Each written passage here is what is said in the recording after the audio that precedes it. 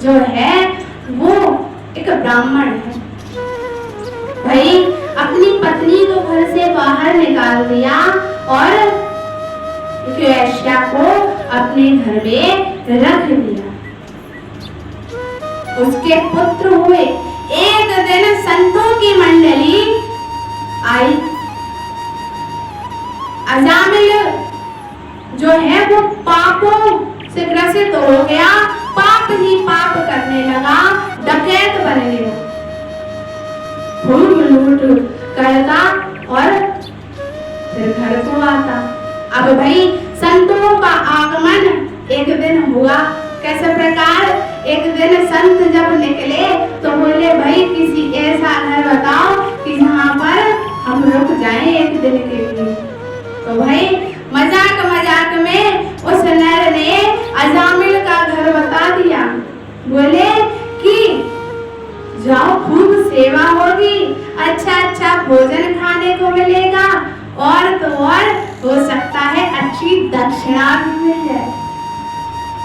अब भाई संत तो सरल होते, तो भाई अजामिल के घर गए तो अजामिल तो घर पर था नहीं। वेश्या थी तो भाई उसने द्वार खोला, देखा कि संत आए हैं। संतों ने बताया कि हम क्या एक रात यहाँ पर विश्राम कर सकते हैं? अजामिल कहाँ है? तब उसने कहा कि आप यहाँ आराम और भोजन तो क्या प्रवेश भी नहीं कर सकते, क्योंकि ये स्थल आपके लिए पवित्र नहीं। तब उसने बताया कि मैं एक वेश्या हूँ। जो अजामिल है वो डकैत है, भले ही वो ब्राह्मण है लेकिन कार्य क्या करते हैं? डकैती का। तो क्या हो गए? डकैत। अब भाई संतों से कहा कि आपको तो यहाँ पर जल भी नहीं मिल पाएगा, क्योंकि मैं वो देने योग्य नहीं हूँ। तो भाई आंगन डला था, बाहर बहुत सारी जगह। बोली कि आप यहाँ पर विश्राम तो कर सकते हैं और मैं आपको भोजन नहीं बना के दे पाऊंगी, तो मैं सीधा सामान आपको दे दूंगी। तब संतों ने बनाया, कृष्ण भगवान को भोग लगाया और भोग पाया। अब भाई संतों को यदि हम कुछ खिलाएंगे पिलाएंगे या उनकी कुछ भी सेवा करेंगे तो वो ऐसे ही नहीं जाने देते, वो आपके कष्टों की निवृत्ति करेंगे। तो भाई उन्होंने सोचा कि किस प्रकार अजामिल के मोक्ष का कारण उत्पन्न हो सके। भाई गर्भ धारण किए हुए जो वेश्या है वो गर्भ धारण किए हुए। भाई तुम्हारे घर जब अजामिल आया तो देखा कि संत बैठे हैं।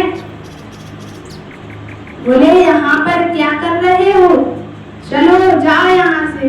बोले तुम्हारी पत्नी ने ही कहा है कि यहाँ पर रुक सकते हैं। इतने में वो आई। भाई किसी से तो वो नहीं डरता, अपनी पत्नी से डरता था। तो उसने थोड़ी सी आंखें दिखाई तो वो डर गया। अब वही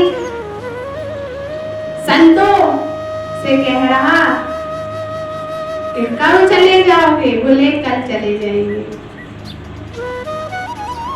अब भोजन तो किया है, बोले दक्षिणा भी कुछ देना, हमें दक्षिणा चाहिए। संत बोले ये सही मानो कि एक चिमटा तुम्हारा नहीं छुड़ाया, ऊपर से तुम्हें दक्षिणा चाहिए।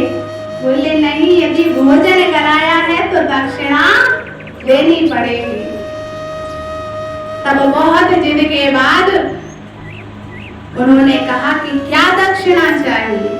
तब अजामिल के कहने पर संत बोले कि हमें दक्षिणा में कुछ नहीं चाहिए, बस इतना चाहिए कि जो तुम्हारा 10वां पुत्र होगा उसका नाम तुम नारायण रखो।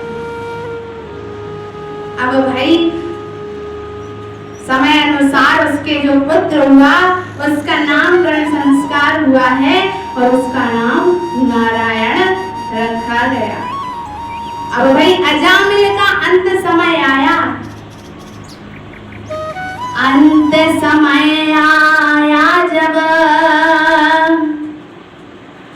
आए हैं यमदूत। अंत समय आया जब आए हैं यमदूत। उन्हें देख जिसने कहा ओ नारायण पूत। उन्हें देख जिसने कहा ओ नारायण पूत। नारायण वहां पर खेल रहा था कुछ दूर पर, तो वो कह रहे कि ये काले काले काल दूत हाँ हाँ मुझको डरवाते हैं। ये काले काले काल दूत हाँ हाँ मुझको डरवाते हैं। ओ नारायण ले बचा मुझे, ये मुझे पकड़े ले जाते हैं। ओ नारायण ले बचा मुझे, ये मुझे पकड़े ले जाते हैं। अरे नारायण मुझे बचाओ, ये मुझे पकड़े ले जा रहे हो। ओ नारायण इनको छाती से इधर करो। ओ नारायण इनको छाती से इधर करो। ओ नारायण इस दीनहीन की खबर करो। ओ नारायण इस दीनहीन की खबर करो। तो इस पुत्र नारायण ने तो नहीं सुना, लेकिन उस नारायण ने सुन लिया। अब भाई अमरूद तो गले में रस्सी डाल दी। इतने में भगवान के पार्षद आते, बोले कि तुम इनको नहीं ले जा सकते। बोले क्यों? इस जैसा पापी मनुष्य तो इस संसार में हुआ ही नहीं होगा, इसने बड़े ही पाप किए हैं। अरे इसने कुछ भी किया हो, लेकिन अंत समय में इसने किसका नाम ले लिया? नारायण का नाम ले लिया। इसको तुम नहीं ले जा सकते।